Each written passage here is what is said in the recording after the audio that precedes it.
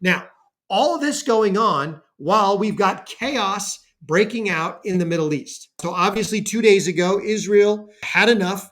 They were not going to let Iran get a nuclear weapon. So we're going to dive into that story. Before we do, if you could please like, comment, and subscribe. Most importantly, share Courageous Media. Thanks everybody for rolling up. Let's get into some foreign affairs. Obviously, the huge story out of the Middle East is the strikes by Israel. They were never going to let Iran get a nuclear weapon, so they finally struck. Now, there are many nuances. There's so many layers of complexity to this story, but let's dive in. Here we go. The Iranians are about to get their asses kicked, and it's been coming since Jimmy Carter. They've slaughtered Americans. They've slaughtered Arabs. They've slaughtered their own people. They think this is Joe Biden's administration, that they would get away with getting nuclear weapons, and then the world would sit there, wouldn't know what to do about it. You talk about ballistic missiles. Israel sees thousands of ballistic missiles. It can't defend against 10,000 ballistic missiles. And it's not going to sit there and take it.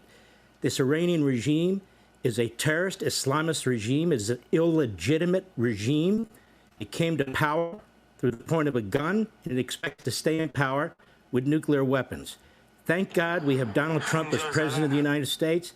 Thank God Israel has Benjamin Netanyahu as the prime minister.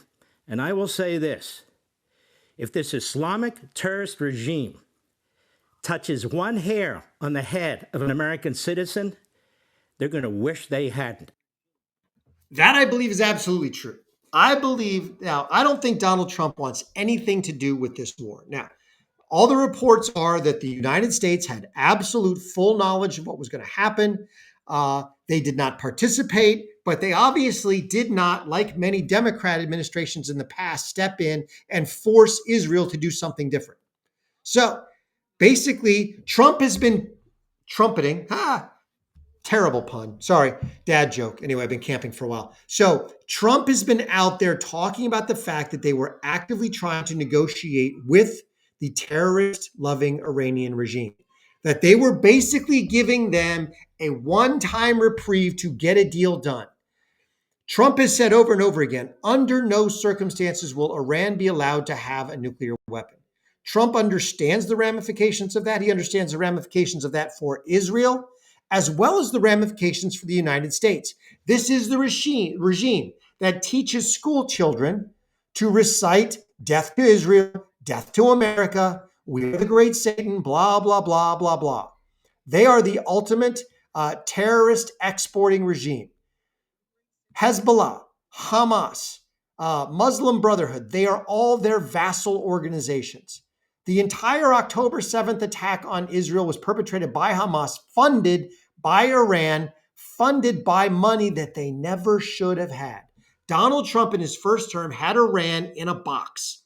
He had essentially sanctioned them out of existence, out of the world banking system. He had sequestered all of their assets, and the Biden regime walks in, the occupant of the Oval Office, and essentially does two major things.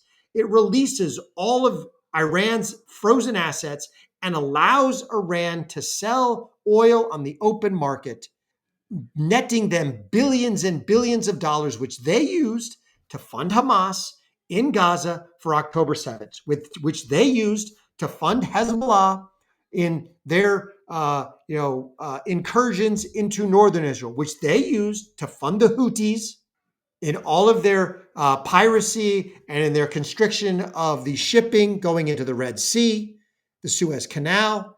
They used all that money that Joe Biden gave them, allowed them to get. Trump is now saying this is not going to happen. We are not going to let Iran get a nuclear weapon. Now, I will say that the drumbeat that Iran is days away from a nuclear weapon has been going on for 30 years. Netanyahu, the prime, I don't know if it's Netanyahu, but the prime minister of Israel first said back in 1995 that Iran was months to a year away from getting nuclear weapons. Well, that has still not happened. Or if they have them, they have shown a tremendous amount of restraint, which I don't believe. I believe if Iran had a nuclear weapon, they would have used it, especially if, as many reports said, they were close to 9 potential atomic weapons. If they had 9 potential atomic weapons, they would have absolutely wiped Israel off the face of the map. Israel is not that big. It is the size of New Jersey. Imagine dropping 9 nukes on New Jersey. You would essentially eliminate 80% of all life in New Jersey. And that's what they would have done to Israel. Or they would have taken a couple of those and they would have attempted to somehow get them into the United States. I mean, think how easy it is. We're not talking about suitcase nuke here. We're talking about you could stick a nuclear weapon on a ship and sail that ship into Baltimore Harbor and blow the thing up. Imagine the ramifications that would have for Baltimore, for DC, the whole seat of American government. I mean, it's not that difficult to do. Now, could they do it without getting detected? Obviously we have layers and layers of security for that. But Israel said, not on our watch. And they executed a precision strike, 200 plus fighter aircraft, plus drones that had already been smuggled into Iran, plus vast Mossad assets, all coordinated to take out initially Iran's air defenses, then decapitate Iran's military structure, then do as much damage to their nuclear capability as possible, their nuclear refining capabilities, the weapons labs, all of that. And so I want to dive in because we got a great video on that, and then we'll get a little more detail on the actual airstrikes themselves. Here we go. Let me know what you think in the comments. Are you supportive of Israel doing this? What do you think? I think Israel has done a phenomenal job. Israel is showing the world unprecedented precision, exceptional spy operation, incredible preparation. Israel did not plan this overnight. Israel has been planning this for over 10 years. The infiltration on the ground with their spy operation within Iran is amazing. You cannot kill the people that they killed as fast as they killed them without precise intelligence on the ground. And that intelligence is coming from the people that they have been working with, that they have been training. Look, Israel has such incredible Mossad agents on the ground. They look Iranians, they are fluent in the language, they are blended, they know the culture, they are a part of the culture, and it takes years to develop that. And Israel has perfected that. This is one thing that sets them apart with their intelligence operations than any other nation in the world, and that's the secret to their success. I think absolutely. So let's check out, because Israel, like she said, the one thing I want to point out that unlike so many attacks on Israel, which are just brute force, let's kill as many civilians as we possibly can, Israel's strikes were 100% precision. I certainly haven't seen Iran out there trumpeting massive civilian casualties. They haven't because they can't. All of Israel's strikes were basically on military installations, or when they did take out one of the military leaders, because there were several taken out in their apartments, in their homes. They had to know they were there. We've got photo evidence of bombs literally going through walls in apartment buildings into the bedroom to take out some of these people. But check out the precision strikes that Israel has managed to take out the military leader complex of Iran. General Rashid, I'm not even going to try to pronounce all of these names. He was taken out at the headquarters. Hossein Bagheri, Armed Forces Chief of Staff. The Salami, unfortunate name for him. The IRGC commander, especially considering, like, is salami not pork? Am I not correct? Ali, he's Aerospace Forces. Deputy Operations Chief, Rabbani. Marabi, Intelligence Deputy. The IRGC Air Defense. So they strategically decapitated Iran's military right after taking out all of their air defense assets, and then they went after their nuclear capabilities. Now, I want to give a little more detail. Chicago Ray's got a great video out there. We're going to check that out on the extent of some of these airstrikes and what they did. This is really great information. This is a full sweep. This is a determined Israeli decapitation strike against the top echelons of Iran's strategic and military command. Here's where we are operationally right now. The Israeli Air Force and Mossad agents who have penetrated deep behind enemy lines on Iranian territory have managed to kill at least 20 senior Iranian Revolutionary Guard commanders, as well as the commander of the Iranian Missile and Air Force Command and the senior most nuclear program advisor to the Iranian Supreme Leader, Ayatollah Ali Khamenei. So right now, I can imagine that there is confusion, there is chaos within the command structure of Iran's political command. And look, Bibi Netanyahu, the Israeli prime minister, in a statement earlier today said that this is the time for the Iranian people to declare their freedom. So that is a message here that this is a strategic blow against Iran. The intent here is perhaps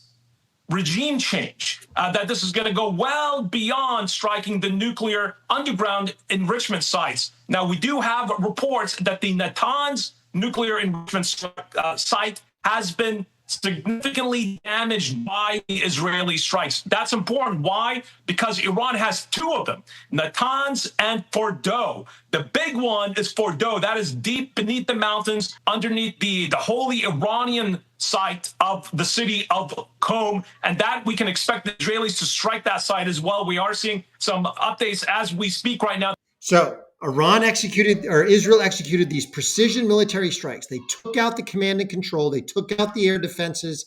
Then they started going after military facilities. Now, the damage that they did to the integrated air defense of Iran was so significant that they're essentially saying it's clear skies now. And this is not a one-time raid. Check out Netanyahu. This is going to go on until they have absolutely achieved their objective. For as it takes. Moments ago, Israel launched Operation Rising Lion, a targeted military operation to roll back the Iranian threat to Israel's very survival. This operation will continue for as many days as it takes to remove this threat. For decades, the tyrants of Tehran have brazenly, openly called for Israel's destruction. They've backed up their genocidal rhetoric with a program to develop nuclear weapons. In recent years, Iran... So like he said, this will go on for days if necessary. And the damage that they did to the integrated air defenses means that they can essentially do it with almost zero risk. They can literally fly over Iran bombing whatever they want to bomb. And there is very little the Iranians can do because based on the drone damage that they did to their air defenses and also based on the sophisticated anti-air defense assets that Israel has, this could very much end up being like an Iraq war situation. If anybody remembers the first Iraq war way back in the 90s, when America first launched that attack, you saw all of the air defenses of Iraq lit up. They actually had graphs of anti-air radar emissions. And those emissions lasted for about an hour until all the wild weasels, which are America's anti-air defense attack planes, they were based, back then they were on F-4 airframes. They've since been transferred to F-16s and some F-111s. But when those wild weasels started launching, basically harm anti-radiation missiles that are specifically designed to take out the air defenses, you saw the radar activity literally fall off a cliff because the Iraqis very quickly realized if I turn on my radar, I'm going to die. It's not a matter of I turn it on, I acquire a target, I launch a missile, and I turn it off. Because the American anti-air defense weaponry is sophisticated to the point that once an air defense radar comes up and a missile is launched, even if that radar goes down, the missile remembers the GPS coordinates and hits it anyway. The only way to do it is turn on your radar, launch a missile, and somehow move that thing enough to get it out of harm's way. So this is it's going to be akin to that, where the Israelis can effectively render the airspace over Iran friendly territory. And that is not going to be good news for Iran. Now, going back to the previous video, one of the things he mentioned was if Israel plays their cards right in this, if they maintain targeted strikes, if they maintain constant anti-military strikes, and decimate the military capability of Iran, you could potentially open the door for what everybody, I think, in the world wants, and that is regime change in Iran. And I say that because I think that would be a phenomenal thing. Do I think it will actually happen? We'll see. No one in Iran is really happy with the regime, but check this out. This is an amazing video of people in Tehran. I don't know how they got this out, but check this out as the airstrikes were going on. They're dancing and celebrating as the airstrikes hit. You see smoke plumes. The Iranians, the Persians don't want this. They don't want the Ayatollah Khomeini and the supreme leader and all of his surrogates running the country because they run it as a bunch of butchers. So let's hope two things happen out of this. One, that Israel absolutely decapitates Iran's nuclear capability for decades to come, and that potentially this thing leads to enough weakness in the Iranian regime that the Iranians might actually rise up and overthrow this thing. If ever we needed a real CIA, now would be the time. No law, we don't need to be fomenting insurrections in Ukraine. No, this is where we need one.